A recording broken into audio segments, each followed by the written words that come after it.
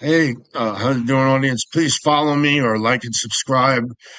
Follow me on Twitter, Rumble, on TikTok, and please like and subscribe on YouTube. I'm going to do a video on homelessness and illegal immigration, and it's becoming a epic situation in our country, and it's just getting started. If Kamala Harris gets in, it will continue and bust our country. Was This is driving what around the happens to east side of cities. San Antonio one afternoon. He was out for a walk, and I was like, "Hey, man, tell me what's up with this place. All this bad shit about San Antonio. It doesn't feel bad to me where we are right now." He was basically like, "Oh, it's bad, real bad. They're all just inside right now." I'm glad none of the trouble was up yet. You guys aren't happy about that. You can feel the vibe on this place. Look at the abandoned, OSB boards, all the gates, all the fences. The place looks run down. It's really bad to live here. Plus, there's 100,000 people on the waiting list to get housing. It's completely invaded. It's all Mexican. You wouldn't even know that you're in the United States. You want to see people wandering around acting thug like. I know you. But you're not the white guy in the hood with the camera stuck out of your Jeep. This was my 5th day on the Texas adventure, a month in this big state. This was the first day I really saw bad. Up to this point, it was some crummy neighborhoods in Austin, but that was it. But most of San Antonio's pretty rough and dangerous. Might not look like it right now, but you come in here at night, it is big time bad, boy. And things here are just getting worse.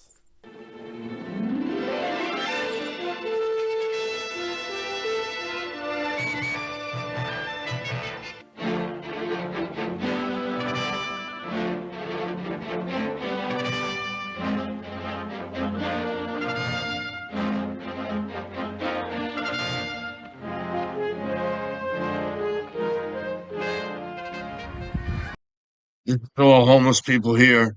You can see there's not many white people sitting here. This is one guy here. But this place has got nothing to offer except laying on the grass. And imagine if you're in a wheelchair and all the places for housing, shelter are closed because there's so many illegal immigration people that have taken up the spaces for American citizens that are now out on the streets with them.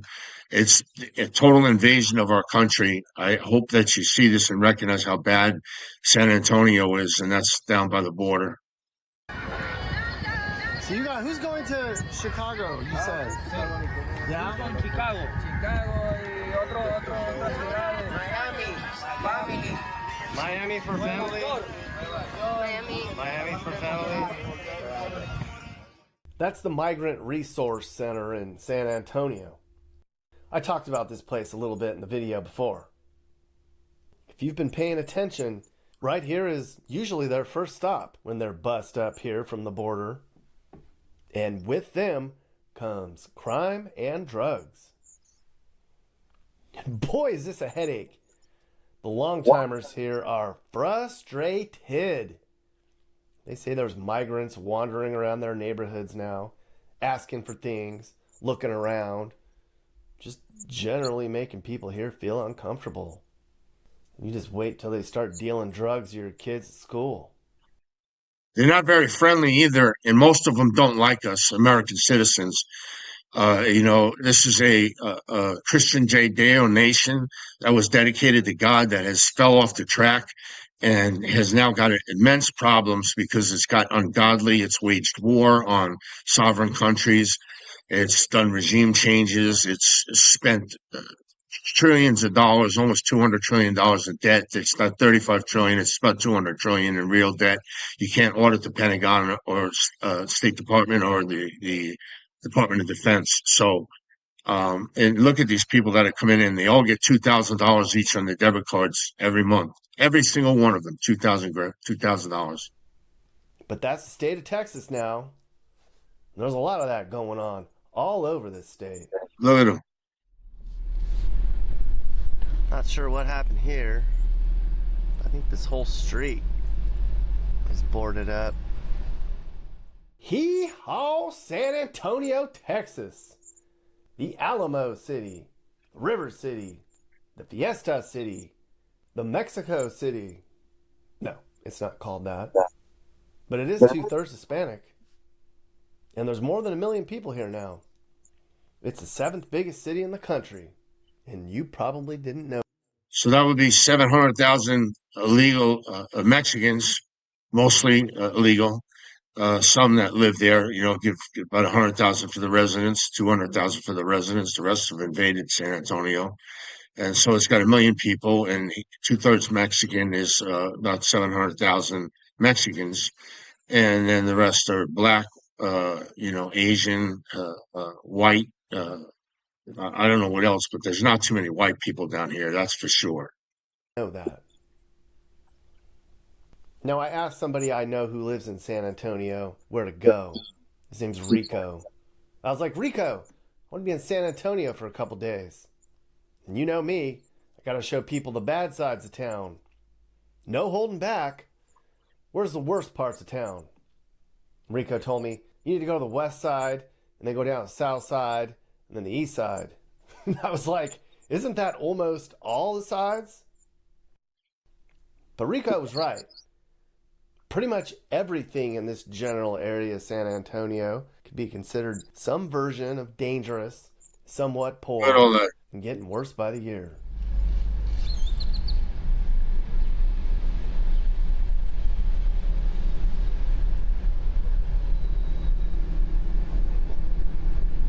There's some nice rims on some of them trucks. Imagine being a handicapped person in the city.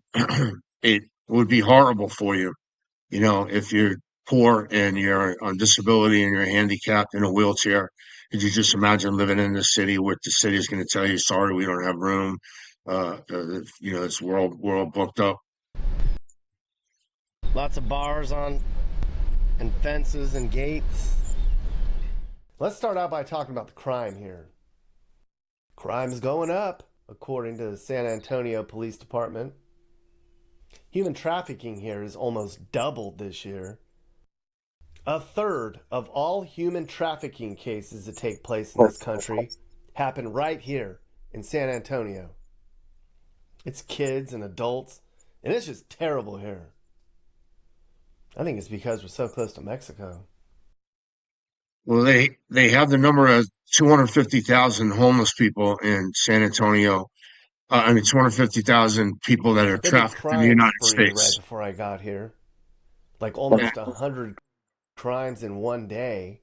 And I want you to take note that if 1/3 of it's in San Antonio, Texas, that's a couple of 100,000 people getting trafficked. 50 assaults.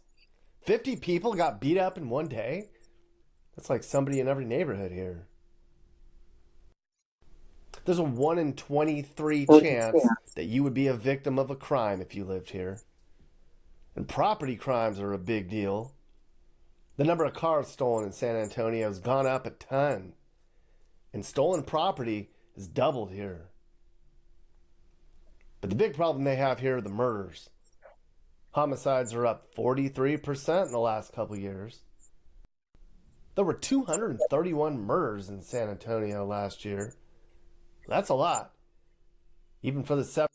That's what they reported, 231. Imagine what's unreported, that they're hiding the numbers because they, BS every friggin' number, from jobs to crime.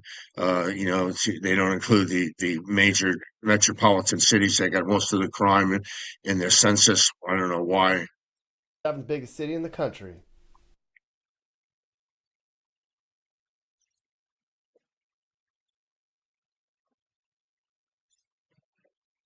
A little down to Burger King, but we go to the other side of town where the good job is at. There's no jobs like that over here to bring the money and income over here to benefit and help the young people out. That's what it is, why it's like that. So people just don't have any money, so they just go to crime. No, they have money, but like if you go like 1604 way out there, where the good job is at, they don't bring none of that jobs over here. And then they come over here with the businessmen from out of town, coming over here to the east side, taking over the neighborhood, buying everything up out here, and then raising the price of rent up to like $1,500 a month. People can't afford that, man. This is the east side, man. You know, it's low income east side, but it's. See, what happens is it's greed from the bottom up and the top down. What happens is, say 50,000 illegal immigrants, 100,000 illegal immigrants come into your city. Now their hospitals are overflowed. The healthcare system is impaired. Okay. You got the shelters, which are all, taking migrants over U.S. citizens. Then the landlords, the worst thing, the scumbags, say, "Oh, we got all these illegal immigrants. The government will pay 3 times the amount of rent that I'm getting now." So they tell the people in their rentals that, hey, the rent is going up from $900 a month to $3,200 a month next 2 months. So you got 2 months to prepare. And if you can't meet the rent, you're going to have to move out. So, of course, they can't meet the rent, and then they got to move out. And then they put, legal immigrants in and pay the $3,200 a month to the landlord. And they all know this. All the landlords know this in the U.S., and they're greedy as shit. And they're part of the problem of everything that's wrong with the United States. It's all the friggin' fraud and everybody that's willing to do it and just hey, let me get mine while the government's handing it out. Let me get mine. And that mentality is bankrupting the U.S. And that mentality, you can't have that mentality going to war. That mentality, changing anything. Those people that take this quick money, they're actually betraying their own country. They don't know it. There's money to be made on the east side. They don't bring the business over here though. So that's why people do what they do, So they just turn to crime to get money so they can. Probably the way they were raised up too, though. It depends on the situation. But other than that, it's all right. It's not bad. It is. Cost of living has gone up, and it's like around the whole world, man. It's like it's crime everywhere. And then that's in San Antonio. It's crime everywhere. It's like in Maine. You know what I'm saying? Like it's crime everywhere. It's part of the generation. Plus, it's in the Bible and Revelations. You know what I'm saying? So. Time is ending. People don't realize that. So. Yeah, I mean, it's like all over the place. Or arrest for paperwork showing they are here legally. Today, immigrants in San Antonio are reacting to the news. Eyewitness News reporter Priya Sridhar has the story. These 50 immigrants from 22 countries around the world became United States citizens Friday. It's a very proud moment right now. Feel really happy.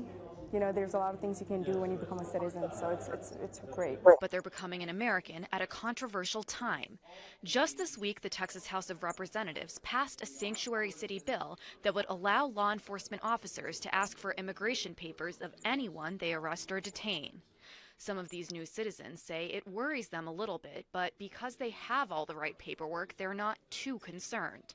It is like little bit worried, but I think this is everybody, all country have a right to do whatever you want to, and this is very right if they want to recognize we are right or not.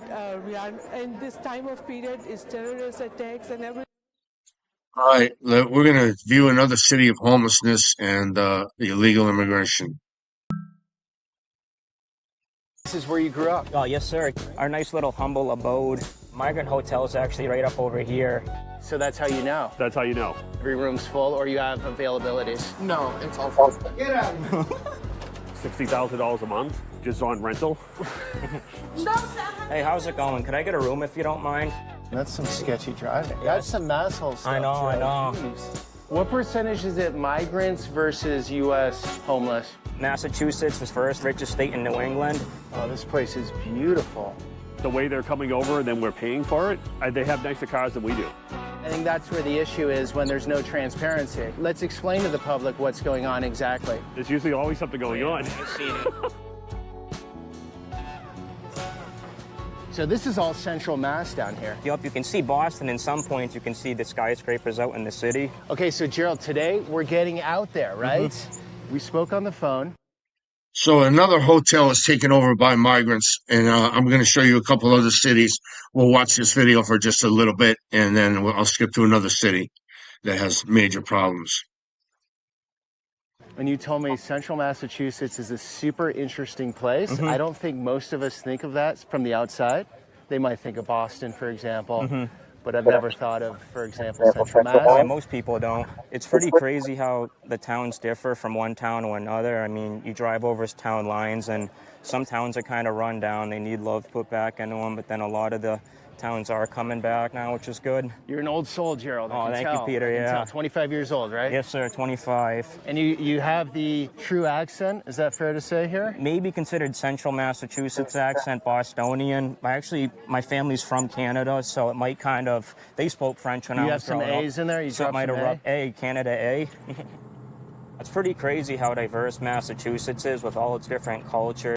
He's up that way. There's a nuclear power plant coming up, and I actually went to school over here after high school and got into the union through them. I was in the Carpenters Union for 4 or 5 years. That's a state-funded program to get people jobs, or people from the inner city jobs, or have your kids set up lemonade stand, yeah, right? Yeah, still in the backyard. I grew up doing that. Yeah, absolutely. Okay.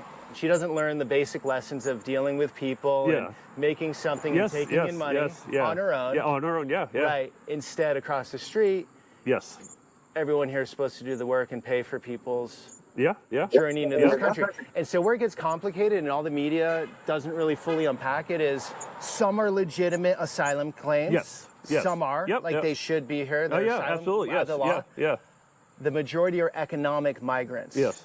Pay $20,000 from India, fly into Mexico City, fly up to Mexicali, cartel picks you up, gets you to the gap in the wall, go over, call 911.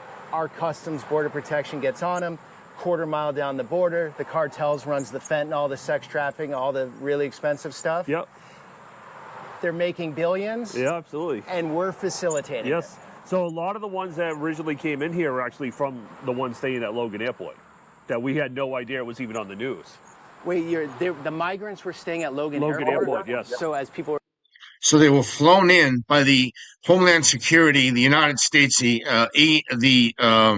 United Nations and the United States, the part of our country that is committing high crimes and misdemeanors and is committing crimes against the sovereign citizens of the United States and the sovereignty of the U.S. itself. And they're violating a violation code. 7062A is the violation corruption code. They're in violation of that, plus many others. But we'll watch this for another minute. Were flying in and out. Like, where were they staying? In a back I think room? they had in a hallway, like where you get on the flights. I think they just took a corner and. Okay. Yes, and I was told from over there. Okay, so how are people in the community feeling about this? Is it split, or is there a lot of tension brewing? Like, there's no, because you can't really go online and like on the air community side. If you go on and bash something, it's you're racist. So there's not really been any backlash other than the protesting that got shut down. There's been other YouTube people that come out and and the cops have made them leave. Does the media ever show up? No, never. Not. The cops make YouTube content creators leave? I mean, what's going on, guys? When are you going to stop committing crimes against your own citizens? They have a right with free speech to be anywhere in the United States they want to be. The police are now making them leave, but housing the illegal immigration, they're complicit also. They're totally complicit along with the U.S. government for flying them in. Media? No. They don't touch it? No, not with a 10-foot pole? No, Why do you think that is? Because we're in a Democrat state. Okay, so if it looks bad for one party, they're not going to touch it. Yeah, absolutely. Vice versa. If it looks bad for the other party, that network's not going to touch it. I have to find out on like YouTube or Twitter about crimes they commit down in like Fall River or, other hotels because you don't even see it on the news. I literally find out the news from Twitter and YouTube. So that's my news, man. The news stations don't even report this. It's crazy. We're going to see another city. Hold on. Migrants are in Denver shelters tonight, but their time is running out. Some are now finding themselves on the streets in these freezing temperatures. Denver 7's Christian Lopez spoke with migrant families today asking for help. I'm from Colombia and she's from Venezuela. ¿Cuánto tiempo tienen en Denver? We've been in Denver approximately a month. I spoke to Freyman Escorcia and his wife Nadelis, who say their time at this Denver shelter is running out. When your time is up, they kick you out. What happened to the U.S. citizens that were in there? They can't even get in there.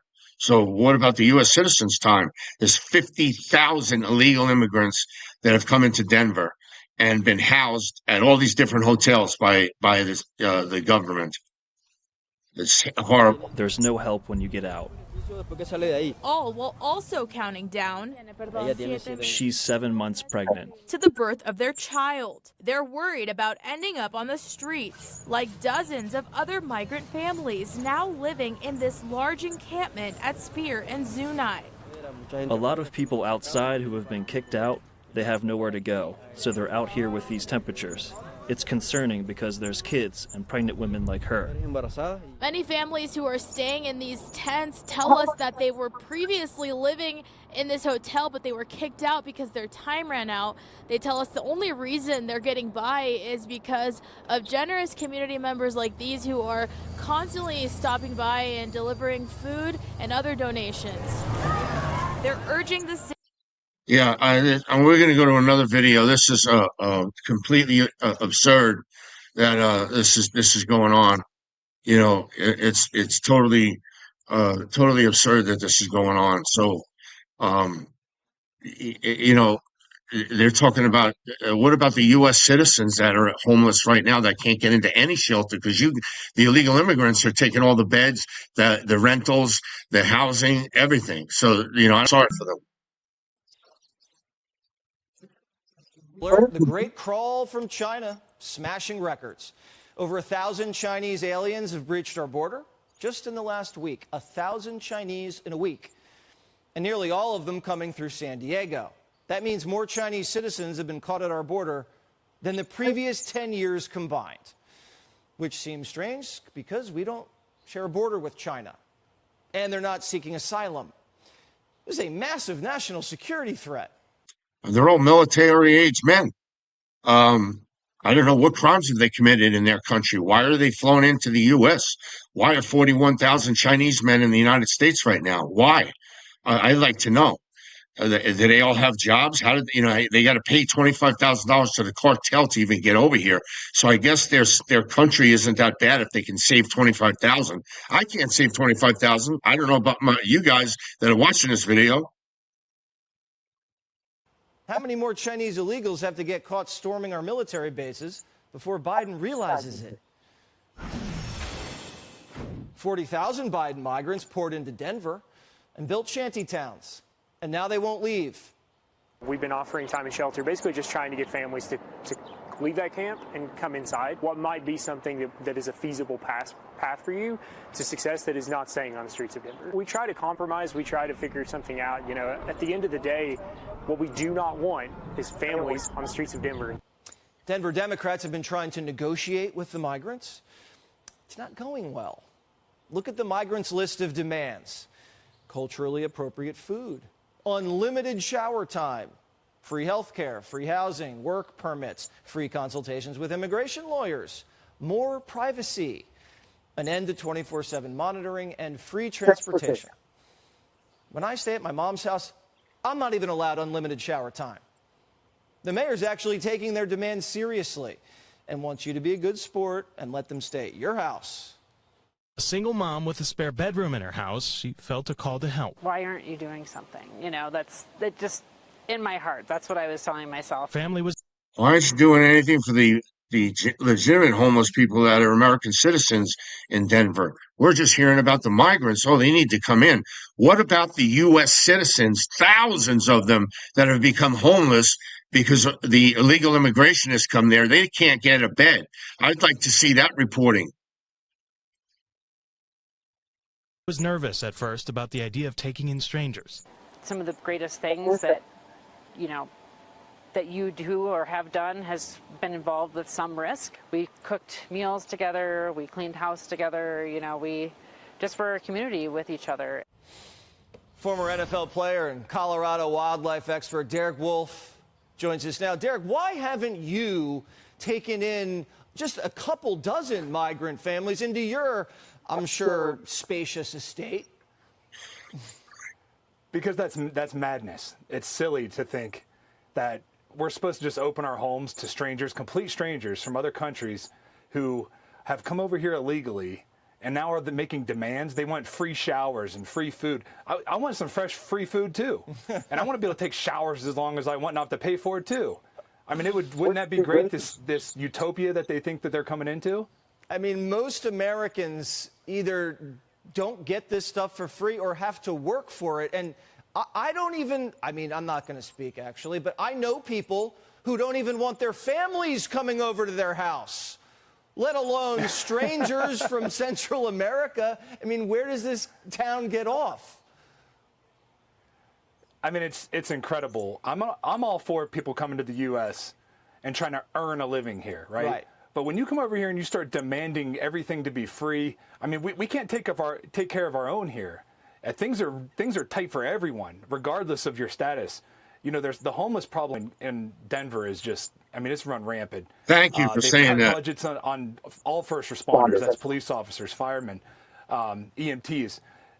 The fact is that the drug problem in downtown Denver, because the DAs are just letting people go, has run rampant. I have a great friend who is a first responder, and he says he spends most of his time administering Narcan to drug overdoses. Oh, that's just so sad. So sad. Derek, I wonder maybe they've been watching the campus situation because these kids have been demanding food, massages, divestment from Israel, no exams, no SATs, pretty much everything. They're just doing what they're assimilating to America faster than we were even giving them credit for. Yeah, it's unbelievable. You're getting an $86,000 a year education, but you're out there whining like a baby. Get over it. Why don't you get on a plane, go to Gaza, and see if you can do something about it? Unbelievable. I bet they throw you off a building. If you want to go camping, seeing a lot of tents, I think you go to the wilderness. Maybe pitch a tent out there in the woods, build a fire. That's where you camp, not in the middle of the city. If they're going to ban mountain lion hunting, then it's not safe for them out there. Hey, you know what? This is another side of the homelessness that they're not talking about, but I'm glad that this report got come in. I want you to watch it. Of Colorado's largest hospitals facing a crisis. Physicians at Denver Health telling us they treat everyone who comes to the ER, regardless of immigration status or ability to pay. But they're struggling to handle a spike in migrant patients. It's been really, really hard to take care of them, both in terms of their inability to pay, but also just the sheer volume of patients that we weren't expecting. Denver has a population of 700,000 people. In just the last year, nearly 40,000 migrants have arrived. The mayor declaring a state of emergency. More than 8,000 migrants have come to Denver Health for care, and most of that is coming out of the hospital's pocket. The hospital says they need more help from federal and state government to pay for over $10 million in unpaid migrant medical bills so far. Outside a shelter, we meet Mary Anise and her 3 sons. She's being treated here for Parkinson's. I'm very grateful. In my country, it was very difficult. We were not able to get medicine for my condition, she said. Emergency room pediatrician Dr. Christy Rodriguez says they want to give patients the care they need, but they need funding, with the hospital facing a breaking point. Is this an emergency here? I think it's about to be. I think this isn't sustainable how it is right now. Meanwhile, Denver's public schools are also scrambling to keep up, with nearly 3,000 new migrant students. So we've had around 100, which makes about 20% now of our student body. over time. Principal Brian Clark's school now receives 5 to 10 new students per week, what they used to get in an entire year. Now some classes have hit the 35 student limit, so some students have had to be transferred to other schools. Come February 5th, the city says they'll start restricting stays on migrants in shelters and kicking many of them out onto the streets. Some migrants we spoke to said they don't know where they'll go. Lester? Thanks for watching. Stay updated about breaking news and top. Let's watch Los Angeles. This is illegal immigration going on in L.A. By dozens of video cameras. Her eyes wet with tears. 13-year-old Fatima finds herself at the center of media attention. The middle schooler, born in the U.S., was on the way to school with her parents just like any other day, when her family's car was pulled over by Los Angeles immigration agents. Fatima watched in horror as her father was arrested and taken away. My dad's car was right here, and another police car was back there, and then the one that stopped my dad was parked over here. He had to get off the car because they asked him to. So then they handcuffed him and they took him in the car. Fatima captured the largely immigrant community in Los Angeles. Since then, protests in front of the immigration police headquarters downtown have grown larger each day. We know what President Trump campaigned on. We know that he campaigned on a racist and hate-filled policy position about, Mexicans, about all immigrants, and Isn't that kind of funny how they're saying this about Donald Trump? Let's go to another video. All right, these are the sympathizers for illegal immigration. I'm not a sympathizer for it.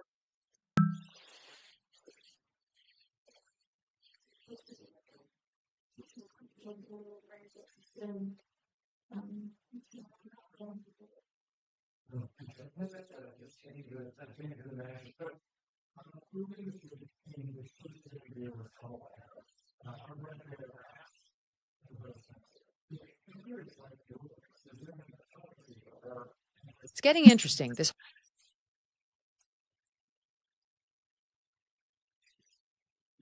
on the app, the more they build healthy financial routines to use as adults.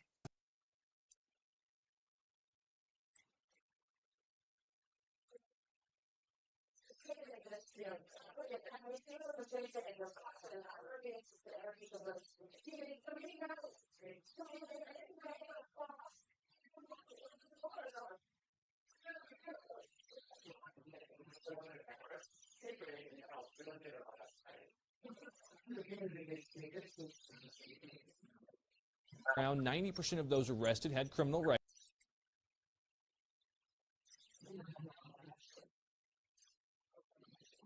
records. They also targeted illegal immigrants who had. Robert? I got you. How do you have me? They want to see happen with the program, which for now has an uncertain future. That report, Immigration in Colorado, the future.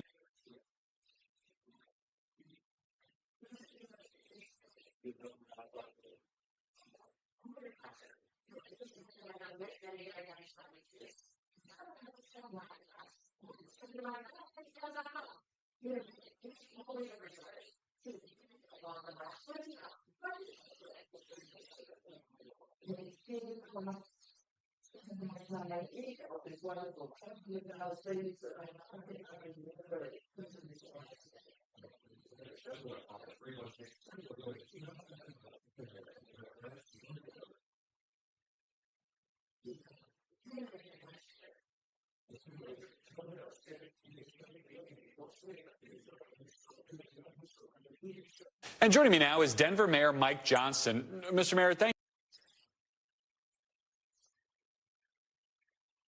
you. These guys are catering to him. It's insane. Listen to this guy.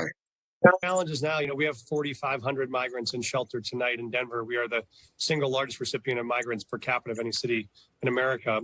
4,500 migrants. Where are the U.S. citizens? Out on the street. That's a fact. He's not saying that, is he? Right? Mayor, traitor. Jesus God, man, when is this going to stop? Almost all those folks that have arrived now don't have access to that temporary protective status, so they don't have a clear path to work authorization. That makes it harder and harder for us to help them. And every time I see folks, they ask me the same thing, which is just, how can I get a job? All I need is access to work. And so we're optimistic that that's making progress, and we think there's should be an area of bipartisan support. Nothing more un-American than having someone come to the country and telling them they can't work to support themselves once they get here. So we think whatever Congress decides is their admission policy, that's got to come with clear and immediate access to work once they arrive. I can't believe this guy. He wants to give them more access to work. But screw the U.S. citizens. Let's just help illegal crossing, an invasion of our country, military men between the age of 18 and 35, 75% of these people are that. And this mayor sold out his own citizens and wants to house illegal immigration over veterans that fought for our country. Put them on the street, and that's a fact, they're going on the street. We had the mayor of Houston on just before Christmas. We've had a lot of mayors who've been talking about this issue publicly. I'm curious what the conversations are like behind the scenes, the contact you have with your fellow big city mayors, all of you trying to address this issue from slightly different perspectives all around the country. Yeah, there's a lot of conversation and partnership. Obviously, you know, right now, Chicago and New York and Denver together, we've accepted more than 200,000 migrants. So we are the great majority of all of the incoming traffic right now. So we have been in regular contact. But I've also been in a lot of contact with other mayors from other cities, some of whom have less inflow of migrants right now and are willing to be a part of the coalition to find a better solution. So I think when you're a city mayor, you're nonpartisan. You don't have a flag in the ideological battle in D.C. You just want to be able to run your city effectively. Yeah, and what we need really is this. I understand. Just sell out your own citizens and house illegal immigration, right? That's your job as mayor. Okay, mayor. Thank you. That's another side to the story.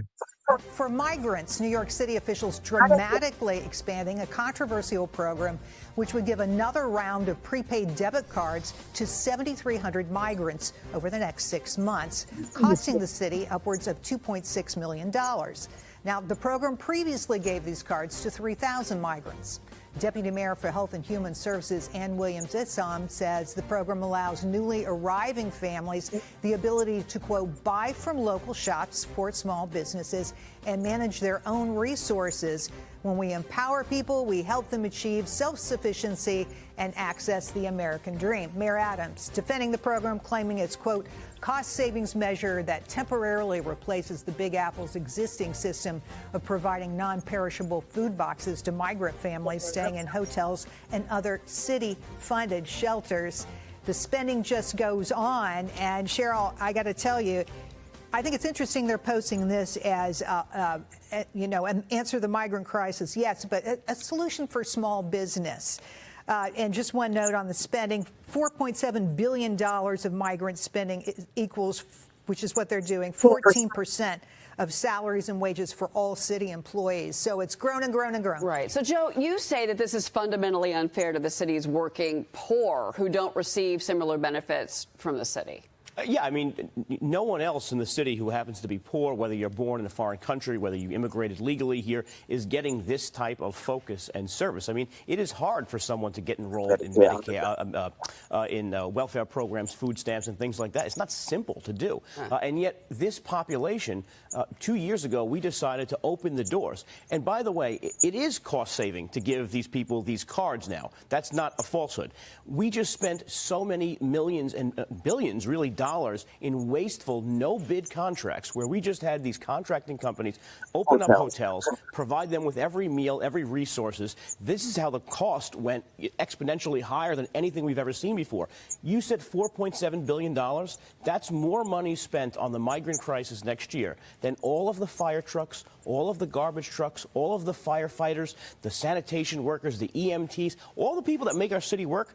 It costs less to run that than it does solve, quote unquote, solve this problem. John. I have something to add. You know, there are a number of op-ed pieces. There's some academics, some former Democratic Party officials that claim the reason why we have stronger than expected economic growth is because of illegal immigration. Well, they're right, but the reality is it's the government funding of the illegal immigration that's benefiting from the economy. That's the important point. It's not the migrants or whatever. It's government spending. Well, there's a Wall Street Journal piece out that says blue states exodus continues, and it talks about New York behind California, that New York State has lost, again, lost income and lost funding and lost residents because of blue state policies. California #1, but all these cities dealing with migrants into these blue cities. Residents tore into city leaders over the 35,000 illegal immigrants who have poured into Chicago. And the city is on a spending spree for those people who broke our laws to get here. Critics are accusing the city of prioritizing border crossers over minority communities in particular. Get them out of our communities because they don't deserve to be there.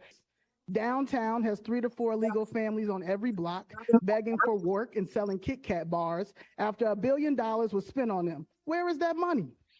Where is the money for the South Side and the West Side communities? Not another dollar for the illegals. If the crisis is so bad, the city council members who are so concerned should donate their salaries to the cause like a real public servant should. That's from a recent, yesterday it was breaking live during this hour. That's from that city council meeting. And we couldn't see everybody, but we played it for you anyway. Now we have so much more of it to play.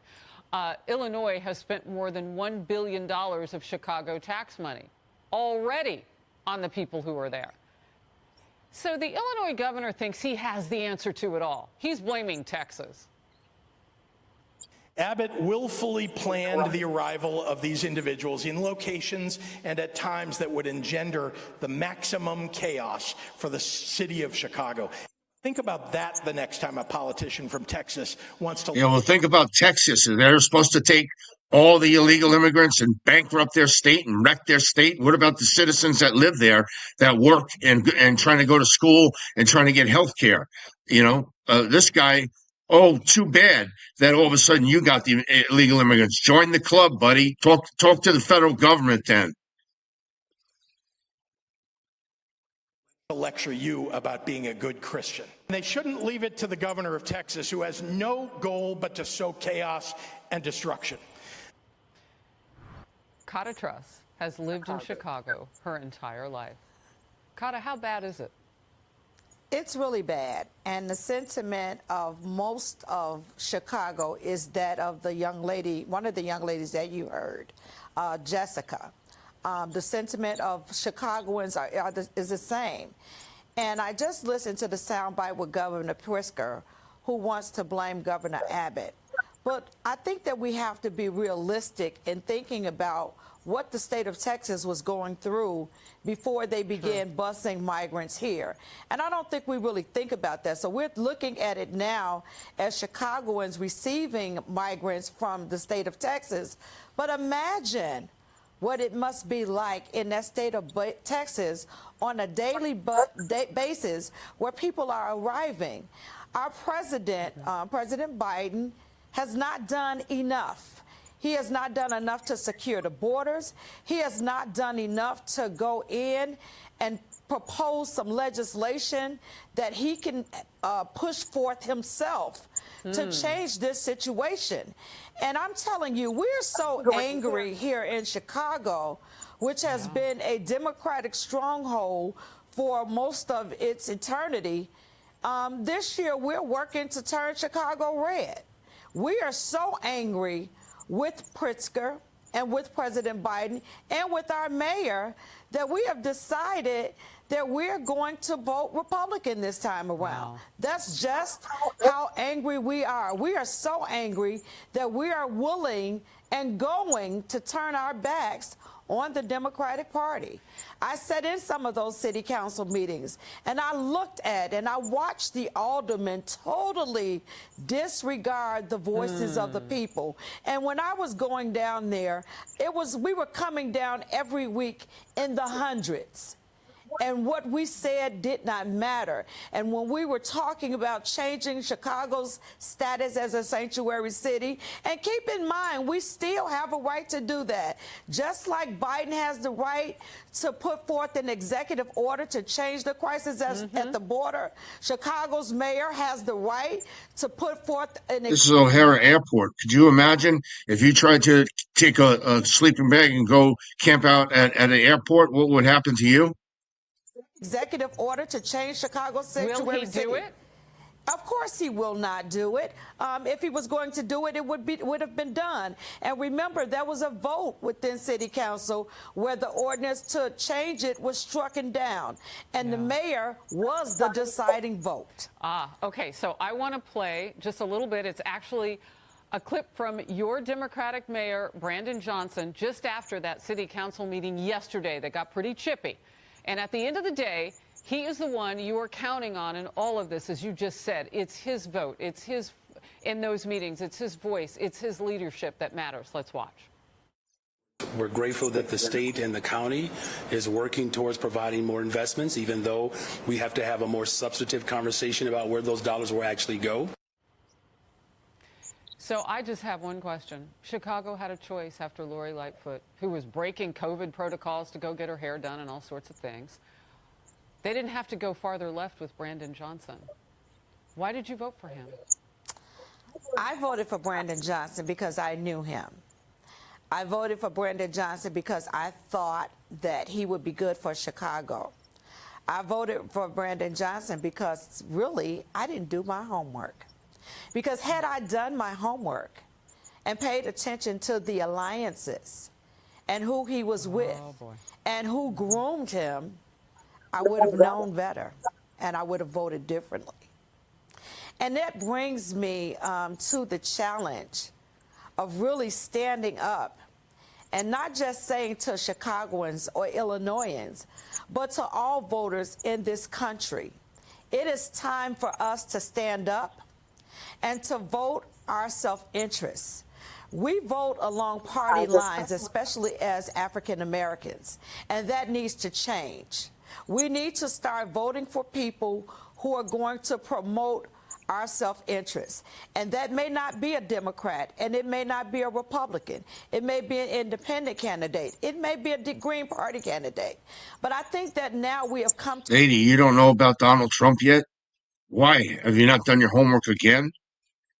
To a point in this country where we have to stop marrying ourselves to party, stop voting along ethnic lines,